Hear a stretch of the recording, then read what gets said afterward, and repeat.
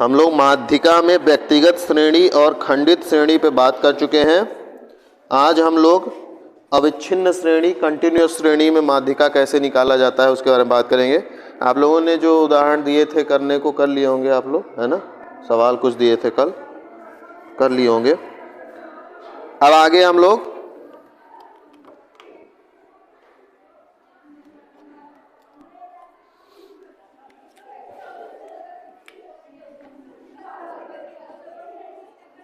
अविच्छिन्न श्रेणी में, जिसको आप क्या कहते हैं,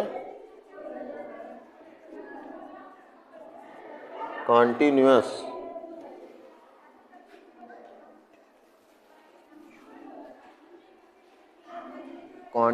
सीरीज,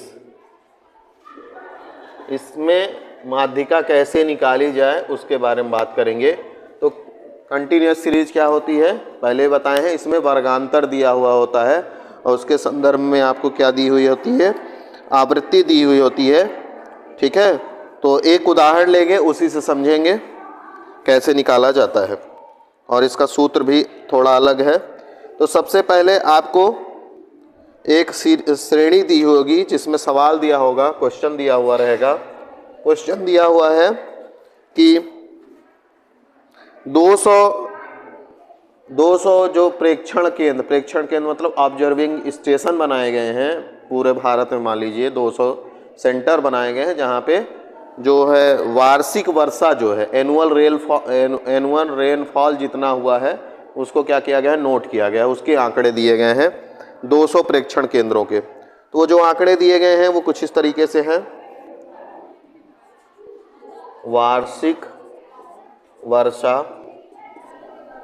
वर्षा जो किसमें है, सेंटीमीटर में, और प्रेक्षण केंद्रों की संख्या। ठीक है,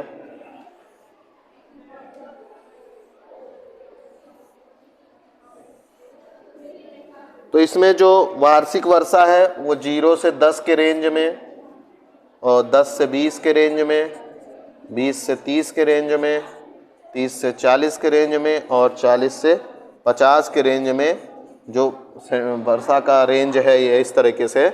अब इसमें कितनी आवृत्ति दी गई होगी कि कितने केंद्र जो 0 से 10 सेंटीमीटर वर्षा वाले हैं, 10 से 20 सेंटीमीटर के बीच में कितने केंद्र हैं, उनकी जो आवृत्ति है, फ्रिक्वेंसी है, उसकी संख्या जो दी हुई है वो पहला है 16, फिर 10 से 20 में है 60, 20 से 30 में है 80, 30 से 40 में है 24, और 40 से 50 में क्या है, 20, है ना।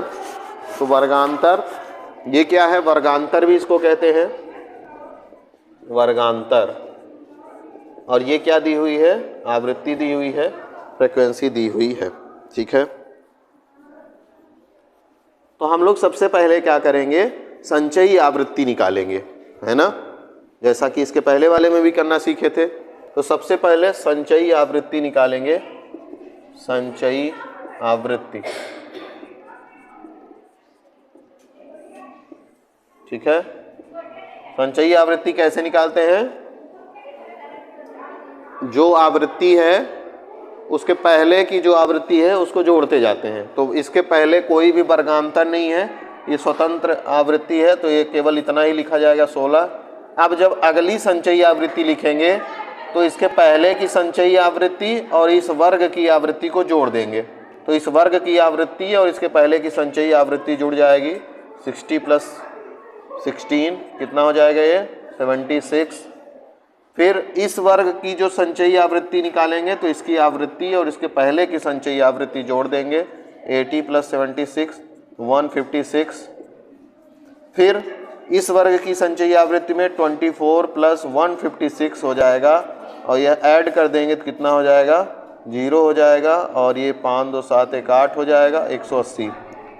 अब इसको, इस वर्ग की जो संचयी आवृत्ति होगी तो इसके पहले की जो संचयी आवृत्ति है उसमें इस वर्ग की आवृत्ति को जोड़ देंगे तो यह जाएगा 200।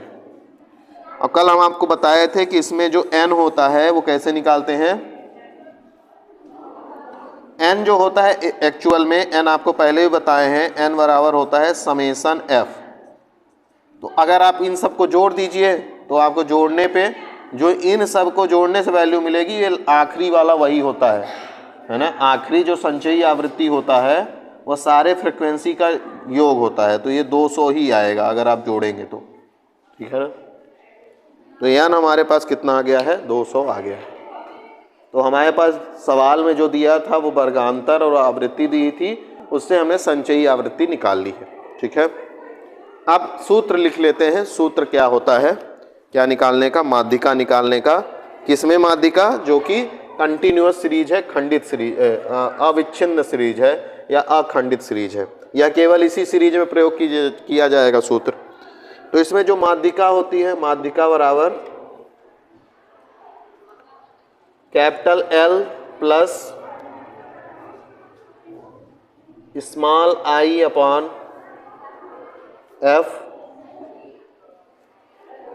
Into small m minus C, ये सूत्र है माध्यिका का। अब इसमें जो प्रत्येक टर्म है उनका मतलब समझते हैं।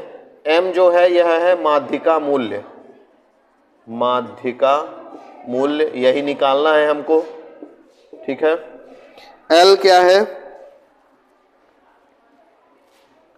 L जो होता है, जहां पे आपको जब सूत्र लिखते हैं ना, जब सवाल क्वेश्चन मान लीजिए प्रैक्टिकल एग्जाम में करेंगे तो आपको हर एक शब्द का बताना होता है कि L क्या है, यहाँ पे I क्या है, तब ना मान लीजिए एग्जामिनर कैसे जानेगा। आपको ये समझ के चलना है कि एग्जामिनर को कुछ नहीं आता है। तो L का मतलब क्या है, माध्यिका वर्गांतर की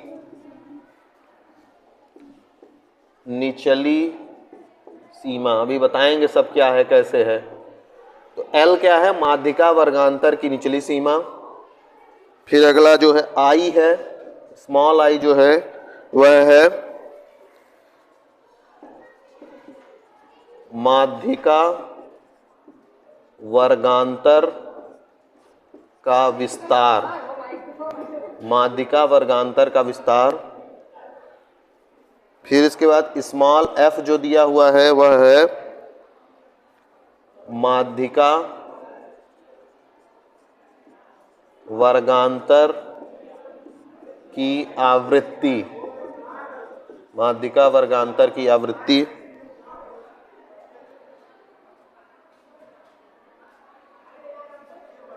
जो स्मॉल m है वह इक्वल्स टू होता है n/2 के, जो स्मॉल m है वह इक्वल्स टू किसके होता है, m/2 के। और जो c है, स्मॉल c है, वह है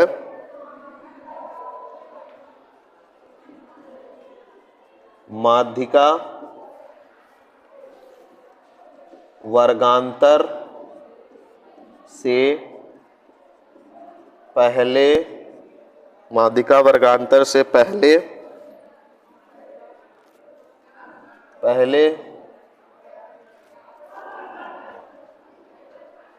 के वर्गांतर की संचयी आवृत्ति, ठीक है, संचयी आवृत्ति।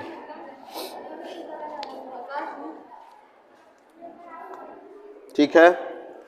तो इसमें जो माध्यिका मूल्य निकलेगा वो उसका सूत्र है capital L plus small I upon F into m minus C, जहाँ पे कैपिटल L जो है अभी बताते हैं क्या है, माध्यिका वर्गांतर। तो माध्यिका वर्गांतर सबसे पहले इसमें हर जगह आया है, आप देख रहे हैं यहाँ भी माध्यिका वर्गांतर है, यहाँ भी, यहाँ भी, यहाँ भी, सब जगह माध्यिका वर्गांतर है। तो माध्यिका वर्गांतर कैसे निकालेंगे, माध्यिका वर्गांतर क्या होगा, वर्गांतर तो ये है ना। आपको एक एग्जैक्ट वैल्यू पता करनी है m की। m की वैल्यू कहाँ से पता होगी, इससे पता होगी। ये जो रेंज दिया हो ना 0 से 10, 10 से 20, 20 से 30, 30 से 40, 40 से 50, इसी के बीच में क्या होगी, किसी एक वैल्यू को, कोई एक वैल्यू जो होगी माध्यिका होगी। लेकिन हमको एक वैल्यू चाहिए, लेकिन यहाँ पे क्या दिया है, रेंज दिया है कि 20 से 30 में, 30 से 40 में। तो सबसे पहले हम चुनते हैं एक वर्गांतर को, निकालते हैं कि किसके किसके बीच में माध्यिका वैल्यू हो सकती है ना। जैसे मान लीजिए हमने ऐसा निकाला कि 30 से 40 के बीच में माध्यिका हो सकती है, तो 30 से 40 के बीच में अगर माध्यिका हो सकती है तो ये माध्यिका वर्गांतर कहलाएगा। इसी का प्रयोग करके माध्यिका निकालेंगे, है ना। तो कैसे निकालेंगे, कैसे पता चलेगा कि किस वर्गांतर में माध्यिका होगी, ये पता होना चाहिए ना, किस वर्गांतर में होगा, तब ना उसका प्रयोग करेंगे आगे। तो वह पता करने का जो तरीका है वो यहाँ पे छिपा हुआ है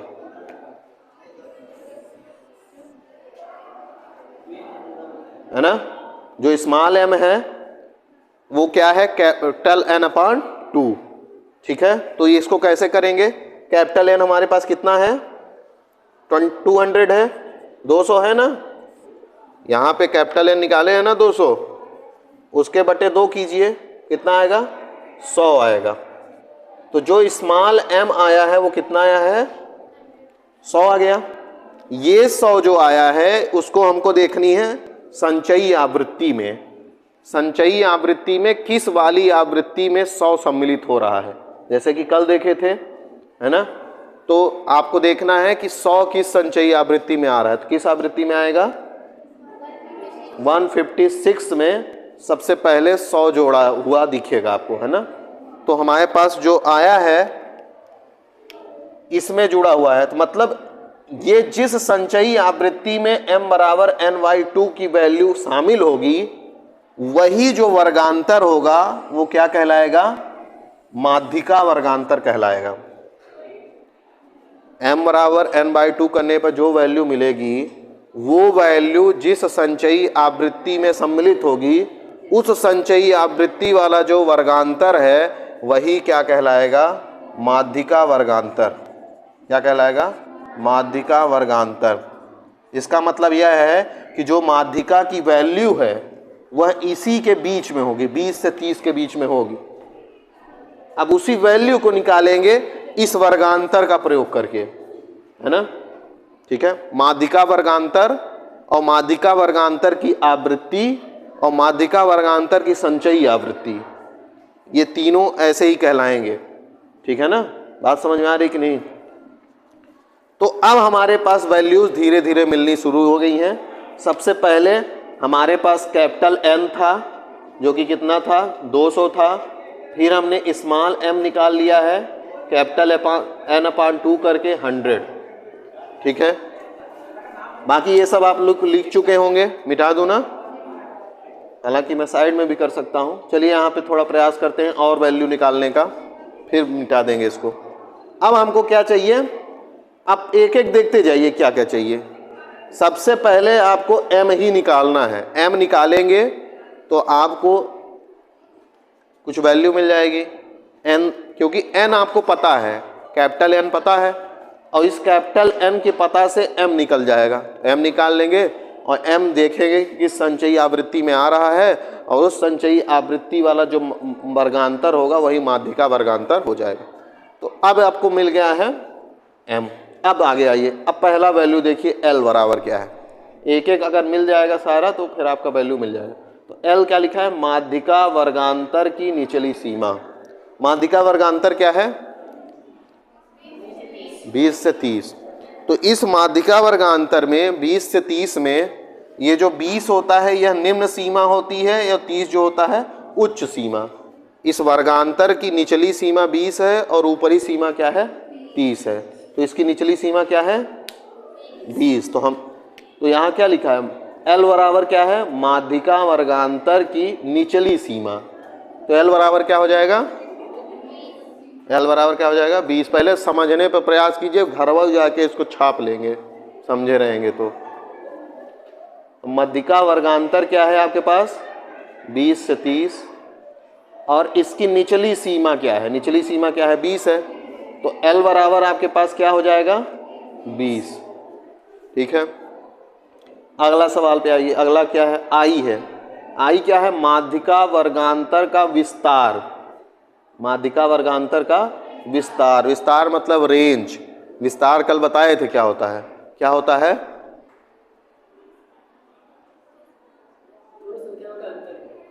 जो ऊपरी सीमा है माध्यिका वर्गांतर की और जो निचली सीमा है, दोनों का अंतर जो होता है वही विस्तार होता है ना। मतलब इस वर्गांतर की रेंज क्या है, जैसे सब में घटाते जाएंगे तो 10 ही रेंज मिलेगा आपको सारे में। तो विस्तार कैसे निकलता है? ऊपरी सीमा माइनस निचली सीमा। किसकी ऊपरी सीमा? वर्गांतर की। तो यहाँ स्मॉल आई बराबर क्या हो जाएगा? ऊपरी सीमा कितना है 30 और निचली सीमा कितनी है 20 बराबर 10 हो गया। तो हमारे पास L हो गया, I हो गया, F। F क्या है? माध्यिका वर्गांतर की आवृत्ति। माध्यिका वर्गांतर की आवृत्ति क्या है? माध्यिका वर्गांतर की आवृत्ति क्या है? 165 है। वो संचयी आवृत्ति ऊपर नहीं लिखा है उसमें? 80 अभी बताए हैं। माध्यिका वर्गांतर, ये माध्यिका वर्गांतर की आवृत्ति और ये माध्यिका वर्गांतर की संचयी आवृत्ति। तो जब आवृत्ति पूछ रहा है तो आवृत्ति वाला ही बोलेंगे। तो आवृत्ति कितनी हो जाएगी? 80। तो माध्यिका वर्गांतर की आवृत्ति F बराबर हमारे पास आ गया है एक और वैल्यू,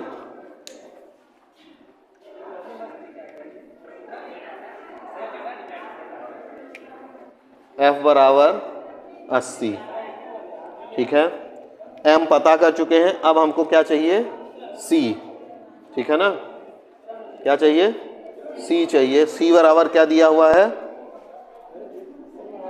माध्यिका वर्गांतर से पहले के वर्गांतर की संचयी आवृत्ति। माध्यिका वर्गांतर के पहले का वर्गांतर कौन सा है?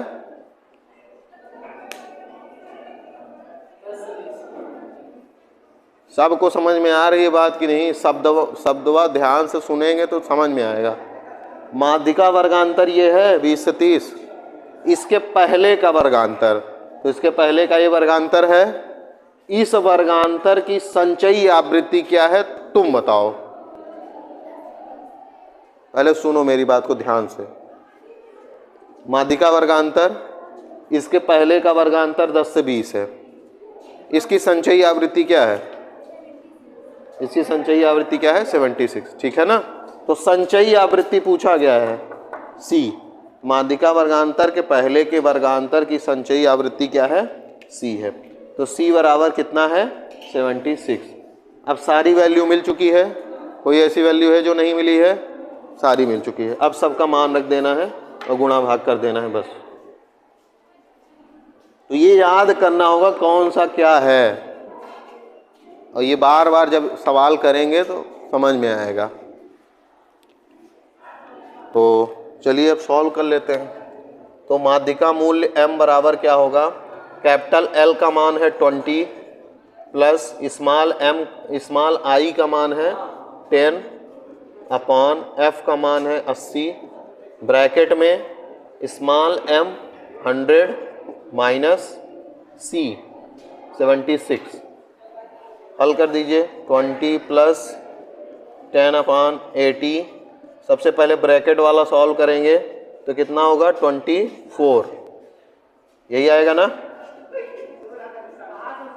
फिर 20 प्लस ये 10 और ये 0 कट जाएगा तो 24 अपॉन 8 बचेगा। इसको आप काट देंगे, ये 3 बचेगा। तो यहाँ पे कैपिटल M बराबर आ जाएगा 20 प्लस 3 बराबर 23। तो माध्यिका मूल्य क्या आ गया? 23। इससे आप उत्तर भी चेक कर लेंगे कि जो माध्यिका वर्गांतर आपने माना था उसके बीच में वैल्यू आई है कि नहीं। तो 20 से 30 के बीच में माने थे कि हो सकता है वैल्यू 23 आई है ना, तो उसी के बीच में आई है। तो इस तरीके से जो अविच्छिन्न श्रेणी है उसमें कुछ इस तरीके से जो है माध्यिका निकाला जाता है ना।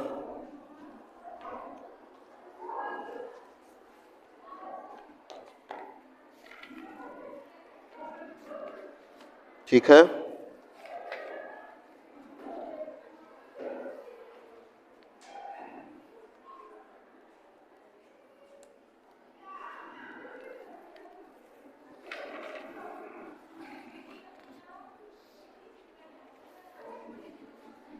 तो उदाहरण के एक सवाल जो आप पहले समांतर माध्य एक सवाल किए थे ना हम लोग, जितने भी सवाल हम लोगों ने कंटिन्यूअस सीरीज वाले अभी तक किए हैं, समांतर माध्य कई किए हैं ना ऐसे सवाल, 2 सवाल किए थे, एक उदाहरण दिए थे करने को और एक बताए थे कि एग्जाम्पल यहाँ पे। तो वो जो कंटिन्यूअस सीरीज वाले सवाल हैं उन दोनों का माध्यिका आप निकालिएगा, वही एग्जाम्पल के रूप में प्रयास कीजिएगा, कल दिखा दीजिएगा उसको, ठीक है ना। समांतर माध्यम में जो कंटिन्यूअस सीरीज कराए हैं उसका ही कंटिन्यूअस सीरीज लेकर के उसका क्या निकाल लेना है, माध्यिका निकाल लेना, ठीक है। समझ में आई बात कि नहीं। तो इस तरीके से माध्यिका खत्म हुआ। अब बहुलक पे बात करेंगे। छाप लिए सब लोग? हाँ?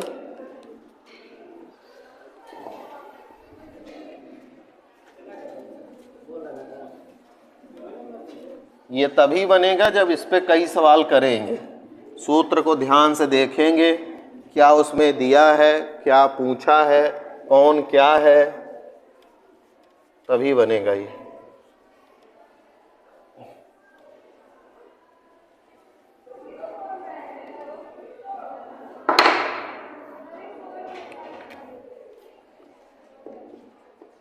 बहुलक मॉड, मॉडुलस, मॉड से निकला है क्या, बहुलक।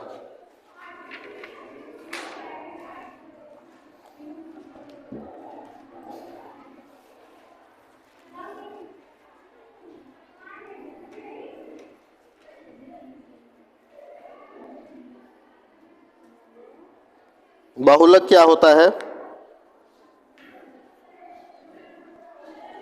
बहुलक का मतलब यह है, सिंपल सा मतलब यह समझिए, बहुलक के द्वारा यह आप पता करने का प्रयास करते हैं कि जो आपको आंकड़े दिए हुए हैं, चाहे वो कोई व्यक्तिगत श्रेणी में दी गई हो, चाहे खंडित श्रेणी में हो, चाहे अविच्छिन्न श्रेणी हो, कंटिन्यूअस श्रेणी हो, उसमें जो भी आपको आंकड़े दिए गए हैं, तो जो मैक्सिमम आंकड़े हैं या जो उच्चतम वैल्यू है वह क्या है। बहुलक मतलब होता है जो उच्चतम वैल्यू है वो क्या है। जैसे या उसकी मतलब जिसकी आवृत्ति ज़्यादा हो वह ज़्यादा हो जाएगा एक, तो है ना। तो इसमें तीनों सीरीज में अलग अलग तरीके से निकाला जाता है। तो सिंपल सा मतलब यह होता है कि अधिकतम आवृत्ति वाले मूल्य को बहुलक कहते हैं। सिंपल सा, आप लोग अगर कंपटीशन में पेपर देखेंगे तो बहुत आसान जो क्वेश्चन आता है बहुलक का वो कुछ ऐसे आता है, 1 1 2 2 3 4 2 2 1 1 5 6 7 2 3, ठीक है। ऐसे मान लीजिए क्वेश्चन लिखा हुआ है, तो अगर इसका बहुलक पूछा जाए तो इसमें जो संख्या सबसे ज़्यादा बार आई है, सिंपल सा वही बहुलक होता है। सबसे आसान तरीका अगर समझेंगे तो जो संख्या सबसे ज़्यादा बार आई हो, तो आप गिनेंगे ना कौन सबसे ज़्यादा। तो 1 कितनी बार आया है, 4 बार आया है, ठीक है ना। 1 4 बार आया है, 1 2 कितनी बार आया है, 5 बार आया है, 3 2 बार आया है, 4 1 बार, 5 1 बार, 6 1 बार। तो 2 सबसे ज़्यादा बार आया है, तो 2 कई बार आया है, इसीलिए 2 बहुलक हो गया। सबसे आसान तरीका ये है बहुलक निकालने। जैसे मान लीजिए एक उदाहरण इसमें दिया हुआ है कि कोई कारखाना है जहाँ पे 50 मजदूर जो है, जहाँ पे मजदूर कार्यरत हैं, ठीक है ना। और वहाँ के मान लीजिए लगभग 100 मजदूर हैं उस कारखाने में, 100 मजदूर कार्यरत हैं। तो उसके जो 50 मजदूर हैं वो दैनिक 50 रुपये प्राप्त कर रहे हैं, रोज़ 50 रुपये प्राप्त कर रहे हैं। बाकी 30 मजदूर जो हैं वो कितना रुपया प्राप्त कर रहे हैं, 20 रुपये। बाकी जो 20 मजदूर हैं वो कितना प्राप्त कर रहे हैं? 35 रुपये। 100 मजदूर हो गए, 50, 30, 80, 20, 100, और इनकी ये क्या है? मजदूरी है। तो इसमें जो बहुलक होगा वह क्या होगा? 50 होगा। क्यों? क्योंकि जो 50 मजदूर हैं वो कितनी वैल्यू प्राप्त कर रहे हैं? मैक्सिमम वैल्यू प्राप्त कर रहे हैं। वो क्या है? 50। तो अधिकांश जो मजदूर हैं, ज़्यादा से ज़्यादा जो मजदूर हैं वो ज़्यादा रुपए प्राप्त कर रहे हैं। 50 मजदूर ऐसे हैं जो 50-50 रुपए प्राप्त कर रहे हैं ना, बाकी जो 50 हैं वो तो बड़े कम कम मूल्य प्राप्त कर रहे हैं, है ना। ये इसको और कम कर लीजिए, 15 कर लीजिए, नहीं तो दोनों को जोड़ देंगे तो 35 हो जाएगा, हालांकि वो जुड़ेगा नहीं वैसे। तो सिंपल सा मतलब बहुलक का समझिए कि जो आंकड़े दिए हुए रहते हैं उसमें आप देखते हैं कि कौन सी वैल्यू कई बार आई हुई है, और इसका जो वास्तविक मतलब यह निकलता है कि आंकड़ों के समूह में से कौन सा आंकड़ा जो है ज़्यादा बार जो है आ रहा है ना। तो सबसे पहले व्यक्तिगत श्रेणी के लिए बहुलक निकालने का हम लोग प्रयास करेंगे। तो व्यक्तिगत श्रेणी का उदाहरण ऐसे ही होता है जैसे अभी बताए थे। तो एक उदाहरण देख लेते हैं उसका, व्यक्तिगत श्रेणी में बहुलक कैसे निकाला जाता है।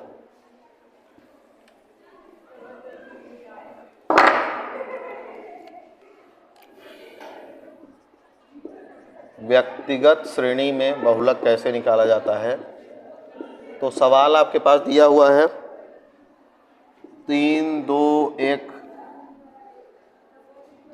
3, 2, 5, 4, 3, 4, 2, 4, 3,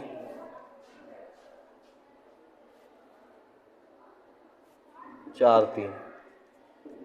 निकालिए इसका कौन सी संख्या जो है कितने बार आई है।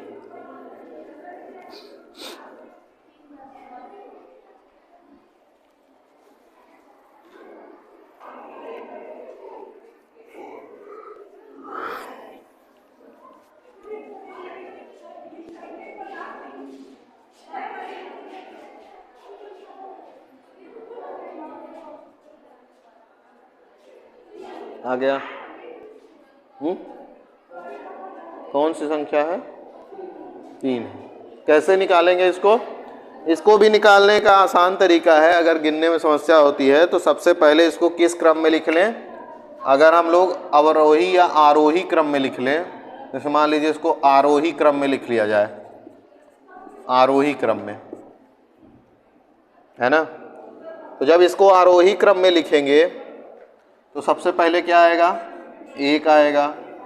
1 जितनी बार आया है लिखेंगे, 1 नहीं है और बार, तो फिर 2 आएगा।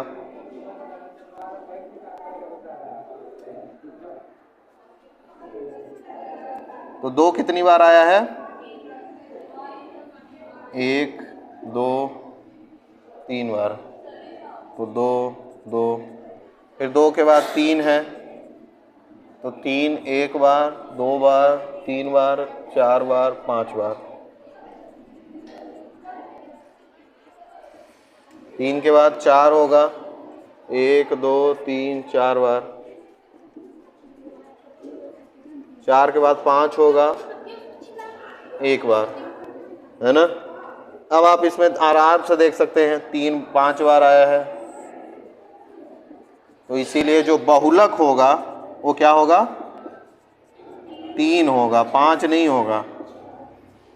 जो अंक है वो कई बार आया है ना, जितनी बार आया है वो नहीं लिखेंगे, जो अंक है वो कितनी बार आया है उससे पता चल रहा है। 5 बार आया है, बहुत बार आया है, इसलिए वो बहुलक क्या हो जाएगा? 3 हो जाएगा। ठीक है।